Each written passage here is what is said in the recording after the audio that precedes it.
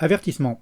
Une partie de cette vidéo reprend les textes de l'ouvrage Contact et Impact, sorti en 2006, et dont l'auteur est Christelle Seval. Attention au prénom, c'est un homme. Ingénieur et ex-informaticien du ministère de la Défense.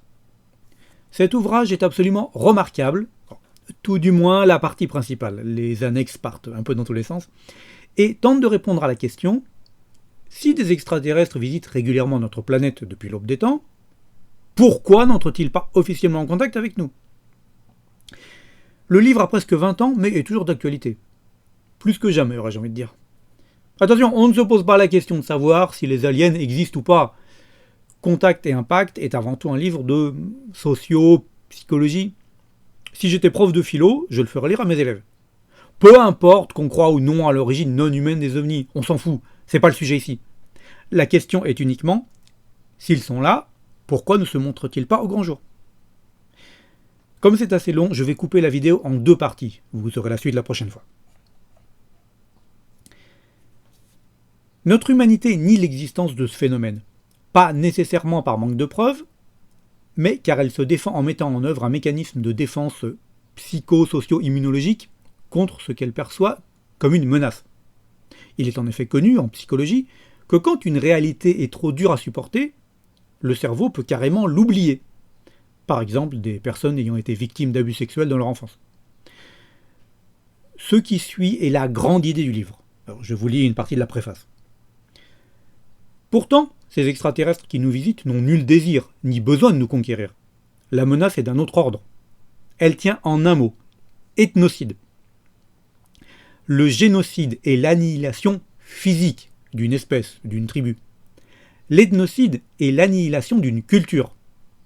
L'auteur passe en revue des exemples historiques et montre comment des civilisations comme celle des Aztèques se sont effondrées en un temps relativement court après le choc culturel qu'a constitué pour eux l'irruption des conquistadors espagnols.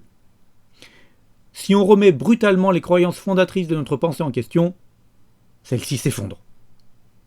Ce que nous pouvons conjecturer, c'est que l'écart qui nous sépare de nos visiteurs extraterrestres pourrait dépasser notre imagination, nos spéculations les plus folles. Nos connaissances scientifiques du moment deviendraient dérisoires. On peut même imaginer que lors d'un contact, nous serons confrontés à des êtres qui puissent être aussi différents de nous que nous pouvons l'être des singes. Ainsi, nous aurions l'explication du non-contact. Il ne s'agirait pas seulement de prévenir tout mauvais usage que nous pourrions faire de technologies plus avancées, qui démultiplieraient nos capacités de destruction. Ce qui effondrerait notre civilisation terrienne, c'est le doute. Imaginez ce qui se passerait si les terriens étaient soudain confrontés à l'absurdité de leur système de vie, à l'inanité de leurs croyances. Si des réponses foudroyantes leur étaient soudain apportées, concernant la naissance, la vie, la mort, l'évolution, notre humanité pourrait s'effondrer au point d'être incapable de se relever, de pouvoir négocier le monde avec de nouvelles croyances qui soient à sa portée. Le simple fait de se voir présenter des preuves définitivement irréfutables de l'existence, de la présence d'extraterrestres, suffirait à pétrifier d'angoisse notre système social, à provoquer en quelques mois, ou pire quelques années, un chaos suivi d'un effondrement irrémédiable. En cas de contact officiel, la répercussion sur la sphère émotionnelle et psychique d'une majorité de l'humanité serait immense. Certains n'hésiteraient pas à se suicider. Quant aux intégristes religieux, ils appelleraient à une guerre sainte sur le champ, face à des envoyés du diable. Pourtant, dans le cas d'aliens pacifiques, les avantages ne pourraient-ils pas être innombrables? Qui ne rêverait pas de voir l'éradication du cancer ou du sida? Assister à la fin de la dépendance au pétrole et des énergies non renouvelables? À la fin du réchauffement climatique? À celle des guerres territoriales, des guerres économiques, des guerres de religion? Que dire alors du traumatisme si la réponse de l'extraterrestre était négative et qu'il ne voulait remplir aucune des attentes de l'homme en souffrance? Tout transfert de technologie pourrait avoir des effets très négatifs. Le terrien ne comprendrait pas la réponse négative du visiteur extraterrestre. Ce dernier pourrait-il lui dire la vérité? À savoir que s'il donnait ce que nous demandions, connaissant de nouvelles lois physiques mettant en jeu des puissances fantastiques, les terriens ne pourraient s'empêcher de construire des armes, d'expérimenter les nouvelles forces au profit des dirigeants et des groupes industriels. La seule solution pour diriger scrupuleusement tout cela serait de mettre l'humanité en tutelle, en servitude, bref, la rendre esclave des aliens, ce que bien entendu personne ne pourrait accepter, et encore moins les gouvernements, particulièrement ceux des régimes dictatoriaux. Par ailleurs, peut-être que notre cerveau ne serait même pas capable, physiologiquement parlant, de pouvoir concevoir certaines connaissances. Je vais prendre un exemple. Les éléphants sont une des espèces les plus intelligentes de notre planète. Mais même à supposer que nous soyons capables de communiquer avec les éléphants dans leur propre langage, je ne suis pas sûr du tout qu'essayer de leur apprendre la théorie de la relativité donne des résultats probants. Dans le domaine religieux, les grandes religions monothéistes seraient mises à mal, le bouddhisme ou l'hindouisme s'en sortiraient nettement mieux, mais limitons-nous au christianisme si vous voulez. D'emblée, on heurte les fondamentaux de l'Église. Supposez que la galaxie soit peuplée d'autres êtres intelligents. Que vaudrait alors le mythe fondateur du péché originel? La Terre serait-elle le seul lieu de péché? Que vaudrait la déification du Christ? Le Christ incarné sur Terre serait-il le roi céleste de l'ensemble des planètes habitées? L'efficacité de son intervention se serait-elle étendue à tout l'univers? Ou l'incarnation christique rédemptrice se jouerait-elle partout en tant que besoin? Et Marie? Et les saints? L'enfer et le paradis accueillent-ils tous les êtres de l'univers en même temps? Tant de questions se poseraient. En économie, on serait vraisemblablement confronté à un krach boursier sans précédent, entraînant ruine et faillite en cascade, et mettant peut-être fin aux échanges internationaux.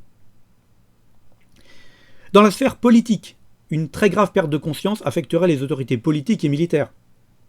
Ce processus s'étendra avec encore plus de violence sur la communauté scientifique, dont les élites arrogantes ont maintenu pendant 80 ans un couvercle idéologique et irrationnel sur les ovnis. Le réveil sera difficile et on cherchera des coupables. Il est alors à craindre qu'une querelle enflamme le public. Les plus virulents détracteurs auront de solides arguments pour clouer leurs autorités au pilori, qu'ils accuseront de continuer à mentir effrontément.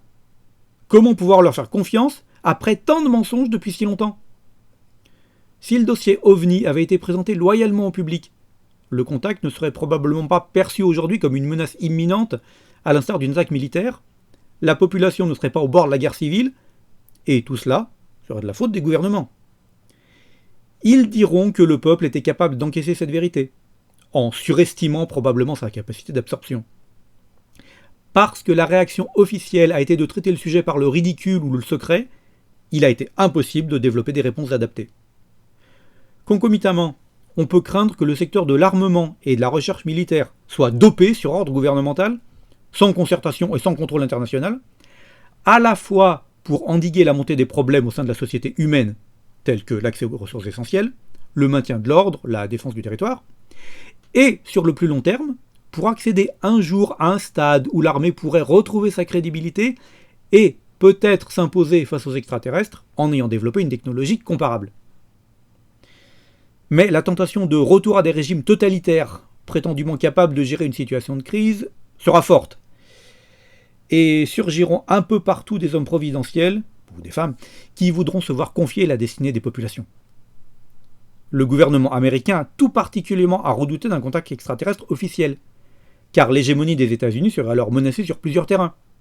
Mise à mal de l'économie et du dollar, comme étalon du système financier. Remise en question de la suprématie du pétrole comme source d'énergie. Mise à mal de leurs prétentions militaires hors de leur sol. Mise à mal de leur influence culturelle sur le reste du monde. Mise à bas de leur superpuissance face à l'armement extraterrestre. Fin potentielle du capitalisme et fin potentielle du lobby militaro-industriel, etc. La Chine ou la Russie pourraient-elles tirer leur épingle du jeu? Pas sûr, mais elles pourraient néanmoins mieux s'en sortir que les USA.